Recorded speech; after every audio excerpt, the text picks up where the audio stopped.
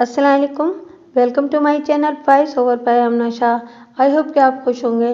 कहानी शुरू करने से पहले आपसे रिक्वेस्ट है कि अगर आपको मेरा कंटेंट पसंद आता है तो प्लीज़ मेरे चैनल को सब्सक्राइब करें। आइए कहानी का आगाज़ करते हैं। एक सबब खुदकुशी का कोई हालिया नाखुशगवार वाक़या भी हो सकता था, यानी अभी माज़ी करीब में चंद रोज़ पहले कुछ ऐसा हुआ हो जो रज्जो के लिए ज़हनी और क़ल्बी लिहाज से नाकाबिले बर्दाश्त हो, और उसने इन नागुफ्ताबे हालात से फ़रार हासिल करने के लिए मौत में पनाह ढूंढ ली हो। आइंदा रोज़ मैंने सुबह सुबह अपने अमले के एक बंदे को भेजकर फैज़पुरा से हनीफ और उसके बाप दीन मोहम्मद कुमार को थाने बुलवा लिया। इन लोगों का इंटरव्यू भी बहुत ज़रूरी था ताकि पता तो चले कि रज्जो की मौत ने उसके शौहर और ससुर पर क्या असरात मुरतब किए थे। हनीफ की उम्र लगभग 25 साल रही होगी। दरमियाने कद और भरे भरे जिस्म का मालिक एक सीधा साधा नौजवान था। रंग गंदुमी और सर के बाल स्याह घुंघराले, उसकी आंखों और चेहरे पर एक खास किस्म की सादगी पाई जाती थी, जबकि उसके बाप दीन मोहम्मद की उम्र 60 से ज़्यादा नजर आती थी। वो खमीदा कमर वाला एक उम्र रसीदा शख्स था। उसके चेहरे पर गहरी संजीदगी झलकती थी। रस्मी अलेक सलेक के बाद मैंने गुफ्तगू का आगाज़ करते हुए कहा, ये रज्जो के साथ क्या मामला हुआ है? इस बच्ची ने छत से लटक कर अपनी जान दे दी है थानेदार साहब, दीन मोहम्मद ने अफसरदा लहजे में बताया। ये तो मुझे भी पता है दीन मोहम्मद, बल्कि कादराबाद और फैज़ाबाद के अलावा आसपास के सारे गांव तक रज्जो की खुदकुशी की खबर पहुंच चुकी है। मैंने उसकी आंखों में झांकते हुए कहा, मैंने ये सुनने के लिए तुम लोगों को थाने नहीं बुलाया, मैं हकाइक जानना चाहता हूँ। हकाइक? दीन मोहम्मद ने सवालिया नज़र से मुझे देखा। मैंने एक बात खास तौर पर नोट की कि इस दौरान में हनीफ गुपचुप मुंह में घुनघुनियाँ डाले बैठा हुआ था। उसने एक मर्तबा भी मेरी आंखों में देखने की कोशिश नहीं की थी। वो बीमार मुर्गे के मानिंद गर्दन डाले एक तरफ खामोश बैठा हुआ था। हाँ, मैं रज्जो की मौत की हकीकत तक पहुंचना चाहता हूँ, मैंने एक एक लफ्ज़ पर जोर देते हुए कहा, और इस हकीकत तक तुम लोग मुझे पहुँचाओगे। मैं जानना चाहता हूँ कि रज्जो ने खुदकुशी क्यों की। ये बात आप रज्जो, जीरा और यूसुफ से पूछें जी, दीन मोहम्मद ने कहा। वो 1 साल से इन्हीं लोगों के पास बैठी हुई है। अगर रज्जो ने हमारे घर में खुदकुशी की होती तो आप हमसे ये सवाल कर सकते थे। रज्जो अगर 1 साल से अपने मैके में बैठी हुई थी तो इसमें भी तो तुम लोगों ही का कसूर है ना, मैंने तंजिया लहजे में कहा। तुम्हारी बीवी और 7 बेटियों ने इस बेचारी का ससुराल में सुख का सांस लेना ही दूभर कर दिया था। मैं मानता हूँ मेरी घरवाली वहाब बीवी ज़बान की थोड़ी तेज़ है, दीन मोहम्मद वजाहत करते हुए बोला, लेकिन इसका ये मतलब तो नहीं कि इंसान रूठ कर अपने शौहर का घर ही छोड़ दे। ससुराल में हर किस्म के हालात का सामना करते हुए निभा करना पड़ता है थानेदार साहब। आप सियाने बयाने हैं, मेरी बात को अच्छी तरह समझ सकते हैं। बिल्कुल समझ सकता हूँ, मैंने कहा। निभा करने वाली बात हर माकूल आदमी की समझ में आ जाएगी, लेकिन ये भी एक हकीकत है कि रज्जो अपनी सास की ज़बान दराजी की वजह से ससुराल छोड़कर मैके नहीं जा बैठी थी। इसके इस फेल की कोई और वजह भी थी। दीन मोहम्मद ने उलझन ज़दा नज़र से मुझे देखा और पूछा, कौन सी वजह जी? इसे यूसुफ और जीरा ने अपने पास रोक लिया था, मैंने सरसराती हुई आवाज़ में कहा। इसमें रज्जो की कम और उसके वालिदैन की मर्जी ज़्यादा शामिल थी। तो फिर सारा कसूर उसके माँ बाप का हुआ ना, दीन मोहम्मद ने मुझ पर चोट करने वाले अंदाज में कहा। नहीं, मैंने दाएं हाथ की अंगुश्ते शहादत को नफ़ी में हरकत देते हुए कहा, कसूर यूसुफ और जीरा का नहीं बल्कि तुम्हारी बीवी, तुम्हारी बेटियों, तुम्हारे बेटे और सबसे बढ़कर तुम्हारा कसूर है दीन मोहम्मद। मेरा कसूर? वो आंखें फैलाते हुए बोला, मैंने क्या किया है थानेदार साहब? तुम अपने घर के सरबराह हो दीन मोहम्मद, मैंने उसके कानों की कीलें झाड़ते हुए कहा। तुम्हारे घर में दिन रात क्या हो रहा है इसकी तुम्हें खबर होना चाहिए। होना चाहिए या नहीं? जी बिल्कुल होना चाहिए, वो ताइदी अंदाज में गर्दन हिलाते हुए बोला, और मुझे है खबर। तुम्हें खाक भी खबर नहीं है दीन मोहम्मद, मैंने तुर्श लहजे में कहा। अगर तुम्हारे घर के मामलात पर ध्यान होता तो फिर कोई भी खराबी नहीं होना थी। आज रज्जो अपने घर में राजी खुशी रह रही होती और अल्लाह के करम से ये लोग अभी तक 2 से 3 भी हो चुके होते। आप ठीक कहते हैं थानेदार साहब, वो मुझसे इत्तफाक करते हुए बोला, लेकिन ऐसा न होने में आखिर मेरा कसूर क्या है? तुम्हारा कसूर लातादाद हैं, मगर इनमें सबसे बड़ा कसूर फ़राइज़ से गफलत बरतना है। मैंने कौन सी गफलत बरती है जनाब अली? वो घबराए हुए लहजे में बोला। اگر تمہاری آنکھیں کھلی ہوتی تو تمہیں پتا ہوتا کہ اس گھر میں تمہاری بیوی اور بیٹیاں رجو پر کون کون سے ظلم کے پہاڑ توڑ رہی تھیں۔ زیادتی کی بھی کوئی حد ہوتی ہے؟ ایسی بھی کیا دشمنی کہ تمہاری بیٹیوں نے اس بیچاری کو جلا کر مارنے کی بھی کوشش کر ڈالی؟ لمحاتی توقف کر کے میں نے ایک گہری سانس لی اور پھر اپنی بات کو مکمل کرتے ہوئے کہا، وہ تو رجو کی قسمت اچھی تھی کہ زندہ بچ گئی، ورنہ آگ کی تپش اور دھوئیں کی مخصوص گھٹن سے اس کی آنکھ نہ کھلتی تو 1 سال پہلے ہی اس کی موت واقع ہو چکی ہوتی۔ تھانے دار صاحب، یہ حقیقت نہیں ہے، دین محمد نے گہری سنجیدگی سے کہا۔ وہ ایک اتفاقی حادثہ تھا۔ کوئلوں والی دہکتی ہوئی انگیٹھی رجو کی چارپائی کے قریب پڑی تھی۔ لحاف کا کونا انگیٹھی میں گرا تو اس نے آگ پکڑ لی۔ میری بیٹیوں نے تو آگ بجھانے میں بھرپور مدد کی تھی۔ ابا بالکل ٹھیک کہہ رہے ہیں، حنیف نے یکبارگی کہا۔ میں اس وقت رجو کے برابر والی چارپائی پر سویا ہوا تھا۔ جب یہ ہڑبڑا کر اٹھی تو اس کا شور سن کر میری بھی آنکھ کھل گئی۔ میں نے ہی چلا چلا کر سب کو اس طرف متوجہ کیا تھا۔ میری بہنیں فوراً بھاگی ہوئی آئیں اور ہم سب نے مل کر آگ بجھائی تھی۔ اللہ کا شکر کہ رجو کی جان بچ گئی تھی۔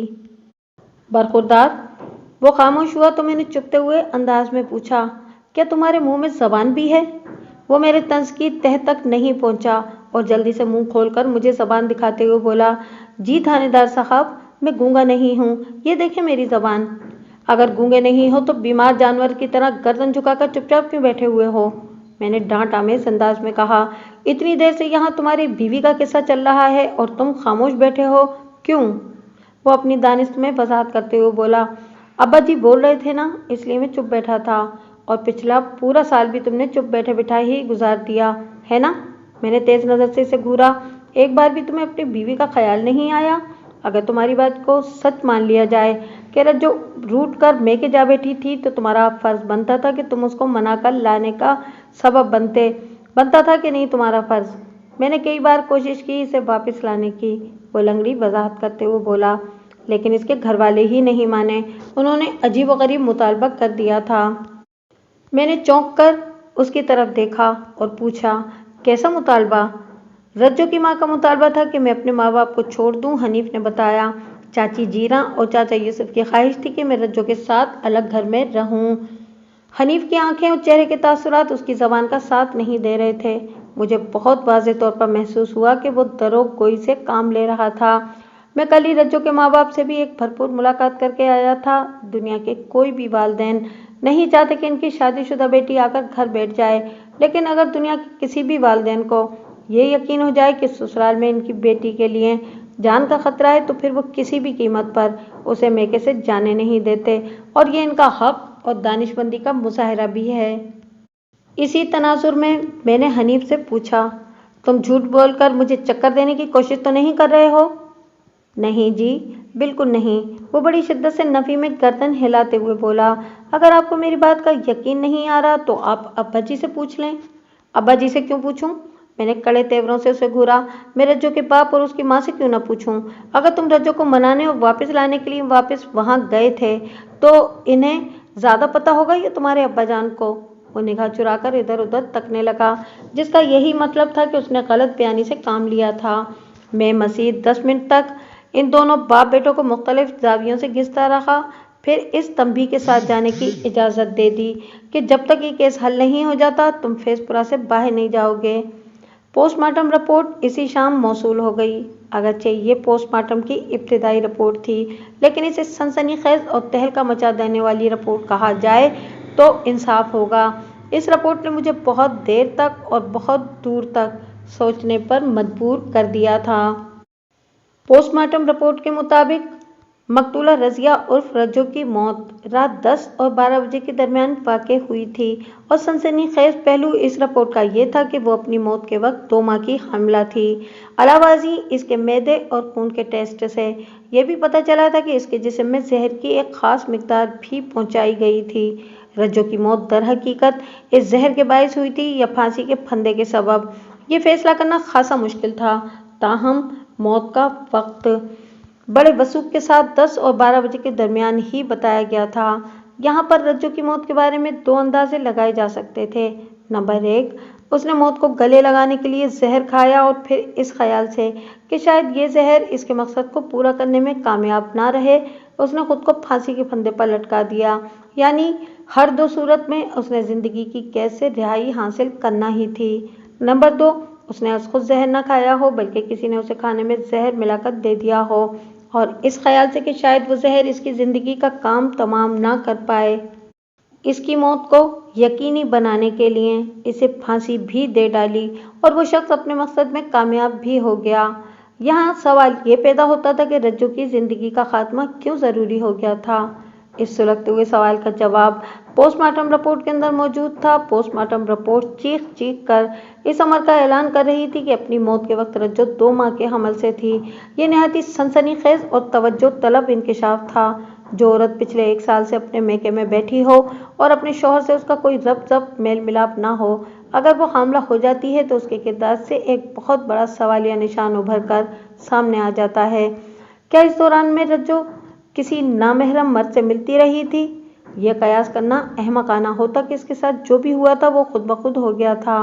इस अमर में इसका कोई हाथ नहीं था। खुद ब खुद होने वाले मौजज़े अब नहीं हुआ करते। अब दुनिया में जो भी हो रहा था उसकी कोई एक ठोस वजह होती थी। अक्ल इंसानी इस वजह तक रसाई हासिल रखती थी और मुश्किल से मुश्किल उकदे को हल करने की सलाहियत रखती थी। यानी अगर कोई औरत हामला होती है तो इस बच्चे का कोई ना कोई बाप भी ज़रूर होता है, चाहे वो बाप जायज़ हो या नाजायज़। रज्जो अगर 2 माह के हमल से थी तो इसका वाज़ेह मतलब यही था कि वो तन्हाई में किसी मर्द के साथ वक्त गुजार चुकी थी। फिर पिछले 1 साल से रज्जू जिस नौइयत के हालात से गुजर रही थी उसके मुताबिक वो जिम्मेदार मर्द उसका शौहर हनीफ तो हरगिज़ नहीं हो सकता था। फिर वो कौन था? ये एक ऐसा सवाल था जो अपने अंदर प्यास के मानिंद परत दर परत लातादाद सवालात रखता था। प्यास और प्यार में सिर्फ एक नुक्ते का फ़र्क है। प्यार में अगर एक नुक्ते का इजाफा कर दिया जाए तो वो प्यास बन जाता है। जिस तरह प्यास छीलने वाले को रुलाता है, इसी तरह प्यार भी रुलाता है। नुक्ते की ऊंच नीच क्या क्या गुल खिलाती है ये सब जानते हैं। इंसान महरम से मुजरिम बन जाता है। रज्जो भी मुजरिम थी क्योंकि वो प्रेग्नेंट थी, जबकि वो अपने शौहर से काफ़ी अरसे से अलग रह रही थी। रज्जो ने खुदकुशी की थी या उसे कत्ल किया गया था? ये एक ऐसा सवाल था जो अपने अंदर 2 जवाब रखता था और दोनों ही मंतकी एतमाद से दुरुस्त नजर आते थे। अव्वल ये सोचा जा सकता था कि रज्जो ने खुदकुशी की होगी। वो 1 साल से अपने मैके में बैठी हुई थी, किसी मर्द से उसका मिलना जुलना नहीं था। मतलब ये कि लोगों की नज़र में मुमकिन नहीं था, और हमारी ज़िंदगी में लोगों की नज़र की बहुत अहमियत है। हम इसे किसी भी सूरत नज़रअंदाज नहीं कर सकते। बहुत सी चीज़ों को जहन में रखना पड़ता है। ये ज़िंदगी कोई बच्चों का खेल नहीं। एक एक सांस बहुत एहतियात के साथ लेना पड़ता है ताकि इस नाजुक आबगीने को हमारे किसी अमल से ठेस न लग जाए। लोगों की नज़र में रज्जो का हामला हो जाना गुनाह के ज़ुमरे में जाता था, और गुनाह तो आखिर गुनाह ही होता है। इसका बोझ ज़्यादा अरसे तक उठाए उठाए फिरना हमा शुमा के बस की बात नहीं। रज्जो को जब ये एहसास हुआ होगा कि वो अपने फेल को ज़्यादा अरसे तक दुनिया वालों की निगाहों से छुपा कर नहीं रख सकती, तो उसने मौत को गले लगाने ही में आफियत महसूस की होगी। अब उसने जहर खाने के बाद खुद को फांसी दी या फांसी का फंदा गले में डालने के बाद जहर खाया, इस मामले को बाद में भी तय किया जा सकता था। दोयम ये कि एक इम्कान ये भी था कि रज्जो को कत्ल किया गया हो। इसके करतूत की यूसुफ माची और उसकी बीवी जीरा को खबर हो गई हो। बेटी के कारनामे को छुपाने के लिए उन्होंने मिली भगत से रज्जो को ठिकाने लगा दिया हो। हमारा माशरा अजीब दोगला माशरा है। अपने घर में जो कुछ भी होता रहे हम इस पर पर्दा डालते रहते हैं, और दूसरे के घर में अगर कुछ नज़र आ जाए तो उसको उछालने के लिए हम वक्त तैयार रहते हैं। ऐसे मामलात में वालिदैन की पोजीशन बहुत नाजुक होती है। वो अपनी रुसवाई और जगहसाई से बचने के लिए कोई भी ख़तरनाक और संगीन कदम उठाने पर मजबूर हो जाते हैं। ऐन मुमकिन है रज्जो का गुनाह खुल जाने के बाद इससे छुटकारा हासिल करने के लिए इसे दायमी नींद सुला दिया हो। इस नज़रिए में मुझे एक ख़ास बात खटक रही थी, और वो ये कि यूसुफ माची या उसकी बीवी जीरा, ये दोनों बाहमी मुशावरत से एक हतमी फैसले पर पहुंचने के बाद जहर देकर इस मुसीबत से निजात तो हासिल कर सकते थे, लेकिन ये काम इन दोनों के बस का नहीं था कि वो मरी हुई या सोई हुई या बेहोश रज्जो को उठाकर फांसी के फंदे पर भी लटका देते। इस हवाले से ज़हन रज्जो ही की तरफ जाता था, क्योंकि इन दोनों मियाँ बीवी ने मुझे बताया था कि जब बकुआ की सुबह रज्जो हस्बे मामूल बेदार नहीं हुई तो उन्होंने उसे जगाने की कोशिश की थी। तब पता चला था कि उसने दरवाजे को अंदर से कुंडी लगा रखी है। हालांकि इनके बयान के मुताबिक रज्जो रात को सोने से पहले कमरे का दरवाज़ा भेड़ देती थी, मगर इसने कभी दरवाजे को अंदर से कुंडी नहीं लगाई थी। इन लोगों ने दरवाज़ा तोड़कर कमरे के अंदर रसाई हासिल की थी। अगर जीरा और यूसुफ के बयान में सदाकत थी तो फिर रज्जो फांसी के फंदे पर लटकने की खुद ही जिम्मेदार थी। मेरा ध्यान एक तीसरे इम्कान की तरफ भी जा रहा था। जब इंसान पूरी तवज्जो और इन्हिमा के साथ सोचने बैठता है तो उसकी निगाह में नई नई राहें खुलने लगती हैं। शायद इसीलिए कादर मुतलक ने अपने मुक़द्दस तरीन कलाम कुरान मजीद में इंसानों को बार बार गौर व फिक्र करने का हुक्म दिया है। ये गौर व फिक्र इंसान की ज़िंदगी की पेचीदा से पेचीदा गुत्थी को भी खोल कर रख देता है। मेरा जहन भी एक नए और ज़्यादा मुतासिर कुन अंदाज में सोच रहा था, जो मंतकी एतबार से भी ज़्यादा काबिल कबूल नज़र आता था। ये भी तो मुमकिन था कि रज्जो के कारनामे की इसकी माँ बाप को खबर हो गई हो, उन्होंने उसे लान तान की हो, वो खुद भी अपने किए पर नादम हो और दोनों पार्टियों ने अपने अपने तौर पर इस मसले को हल करने की कोशिश कर डाली हो। सुए इत्तेफाक ये कि दोनों की कारकर्दगी का दिन और वक्त आपस में मैच कर गया हो। नहीं समझे ना? मैं समझाता हूँ। देखें, जब रज्जो को खबर हुई कि वो अपने कारनामे को दुनिया वालों की नज़रों से ज़्यादा अरसे तक छुपा कर नहीं रख सकती तो उसने मौत को गले लगाने का फैसला कर लिया, और इस फैसले के नतीजे में उसने खुद को फांसी के फंदे पर लटकाकर जान दे दी। दूसरी जानिब जब रज्जो के माँ बाप को उसके कारनामे की खबर हुई तो उन्होंने बदनामी और रुसवाई के खौफ से रज्जो को ठिकाने लगाने का फैसला कर लिया और एक रात उसे जहर दे दिया। अब ये इत्तेफाक हो सकता है कि जिस रात उन्होंने रज्जो को जहर दिया इसी रात उसने खुद को फांसी पर लटकाने का फैसला कर रखा था। लिहाजा रज्जो दोहरी मौत का शिकार हो गई। एक तरफ खतरनाक जहर ने काम किया और दूसरी जानिब फंदे ने उसकी सांस को मौकूफ कर दिया। इस तरह उसकी जिंदगी का खात्मा हो गया।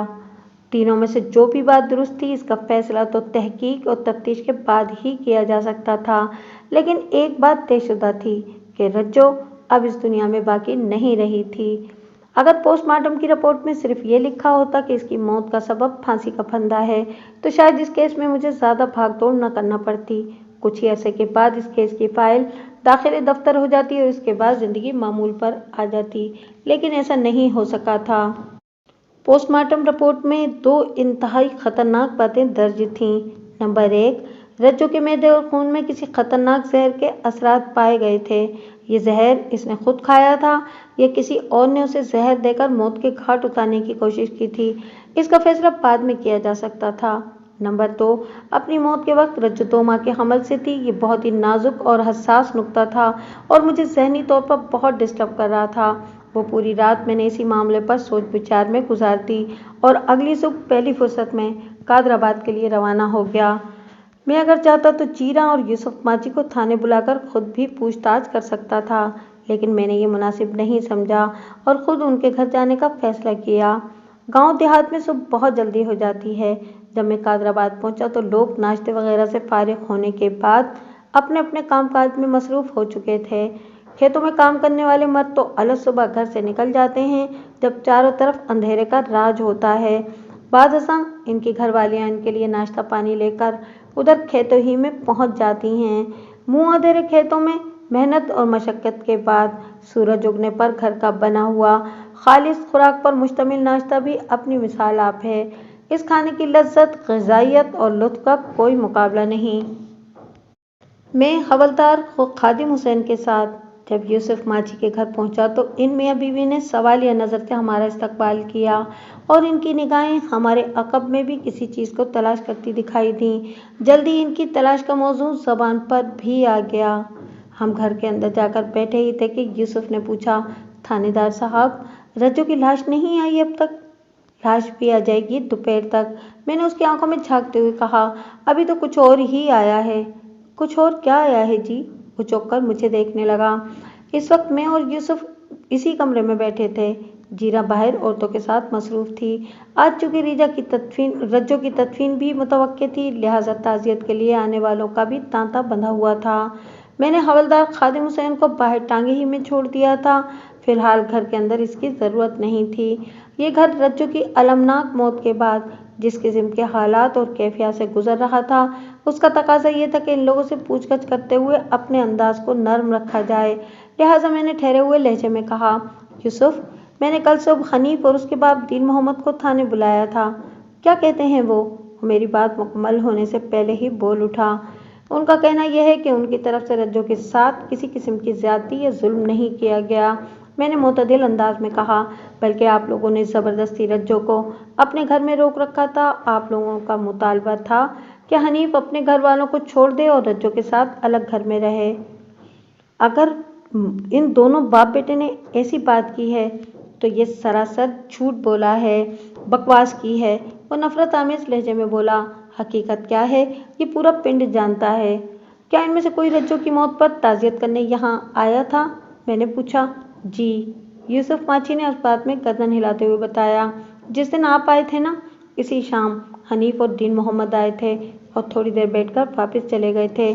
اس کے بعد ان کی شکل بھی دکھائی نہیں دی۔ کیا کہہ رہے تھے وہ؟ کچھ نہیں، وہ بیزاری سے بولا، بس اس واقعے پر افسوس کا اظہار کر رہے تھے۔ میں نے ان کی بات پر زیادہ دھیان نہیں دیا۔ حنیف رجو کی تدفین فیض پورہ میں تو نہیں کرنا چاہتا؟ میں نے ایک خاص انداز سے پوچھا۔ کچھ بھی ہے، لڑائی جھگڑا اور ناراضی اپنی جگہ، مگر یہ بھی تو ایک حقیقت ہے نا کہ رجو اپنی آخری سانس تک حنیف کی بیوی تھی۔ میں دانستہ اس قسم کی ہلکی پھلکی باتیں کر کے یوسف کے غم کو کسی حد تک کم کرنے کی کوشش کر رہا تھا، کیونکہ اس کے بعد میں جس نوعیت کا سنگین انکشاف کرنے والا تھا وہ اس کے دماغ کے پرخچے اڑا دینے کے لیے کافی تھا۔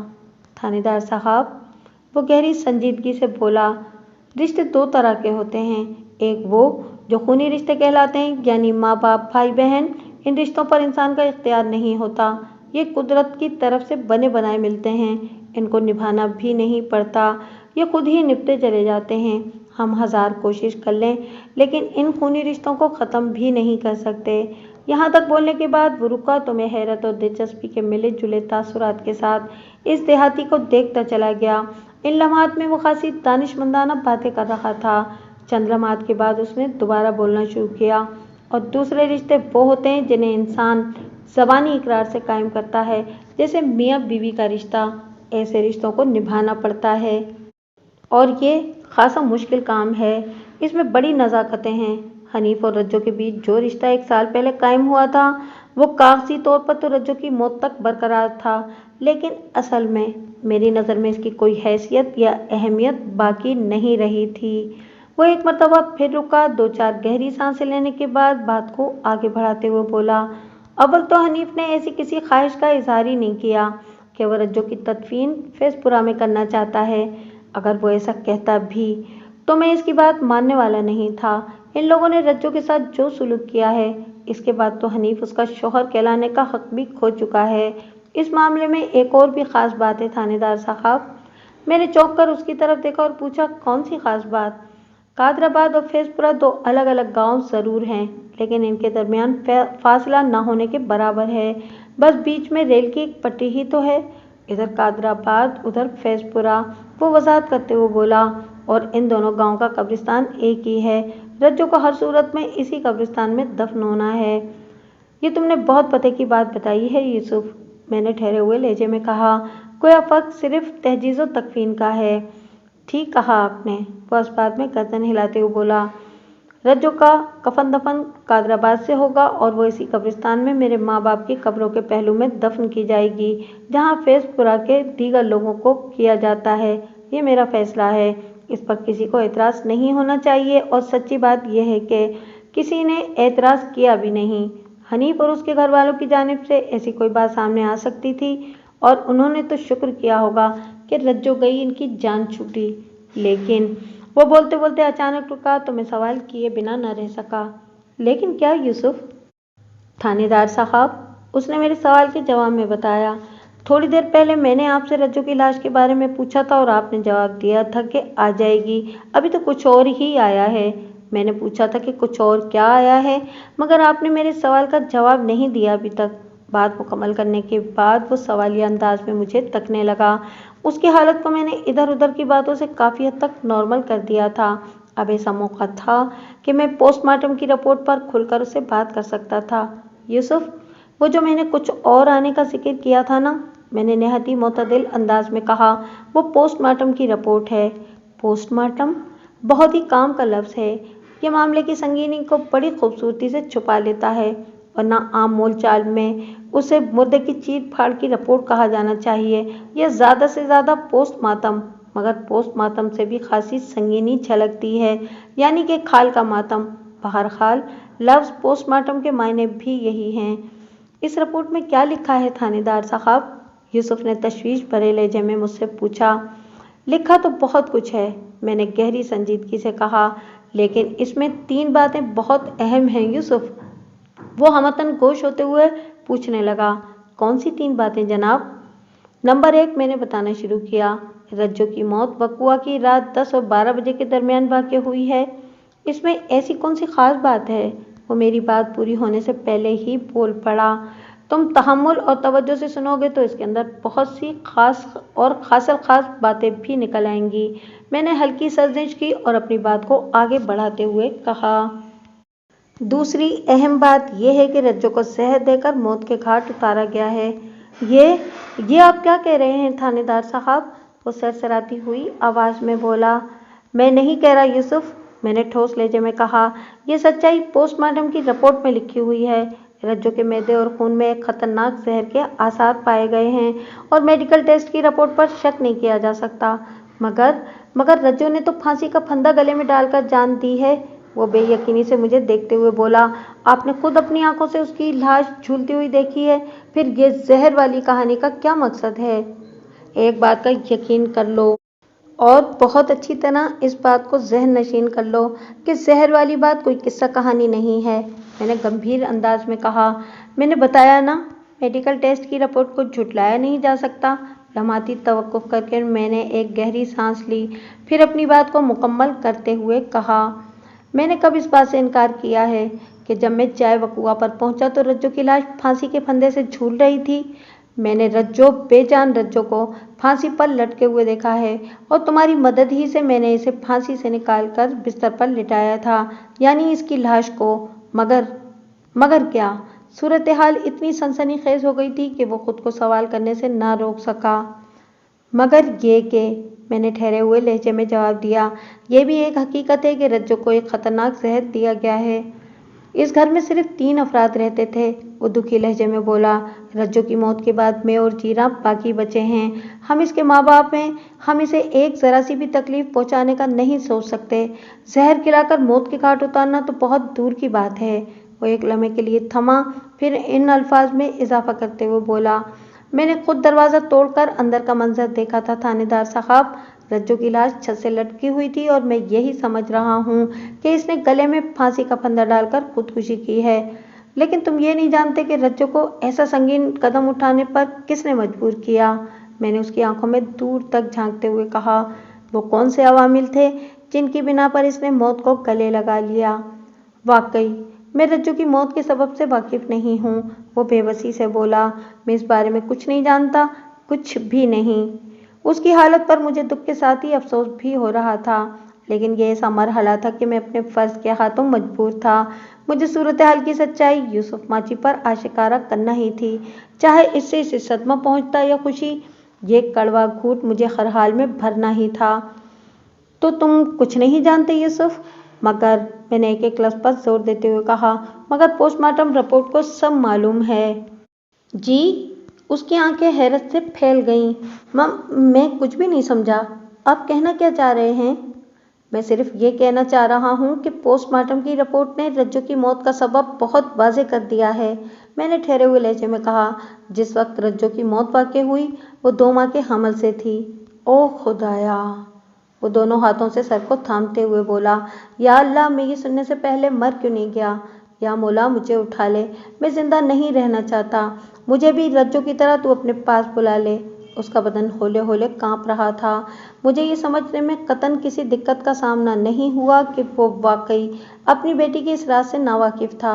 मेरे इंकिशाफ ने गोया उसके सर पर माउंट एवरेस्ट को ला पटका था। वो दुख, रंज और हैरत की मिली जुली कैफियत में था। खुद को संभालो यूसुफ, मैंने तसल्ली भरे लहजे में कहा। जिस तरह ये एक हकीकत है कि रज्जो ने फांसी लगाकर अपनी जान दी है, इसी तरह ये भी सच है कि इसे जहर दिया गया है। ये बात अलग है कि उसने खुद जहर खाया है और उसकी मौत की वजूहात पोस्टमार्टम रिपोर्ट में बड़ी वजाहत के साथ दर्ज कर दी गई हैं। मेरी बेटी ऐसी नहीं हो सकती थानेदार साहब, वो गमों से बोझल और आंसुओं से भीगी हुई आवाज में बोला। वो 1 साल से हमारी निगाहों के सामने है, हम उसके किरदार से अच्छी तरह वाकिफ हैं। वो कोई गलत कदम नहीं उठा सकती। मैं कैसे मान लूं कि वो गुनाह के रास्ते पर चल रही थी। वालिदैन का दिल अपनी औलाद के मामले में जरा मुख्तलिफ नौइयत का होता है, और फिर लाडली और अकलौती बेटी का मामला बहुत ही ज़्यादा नाजुक और हसास होता है। मैं यूसुफ माची की ज़हनी और जज्बाती कैफियत को बहुत गहराई तक समझ और महसूस कर सकता था।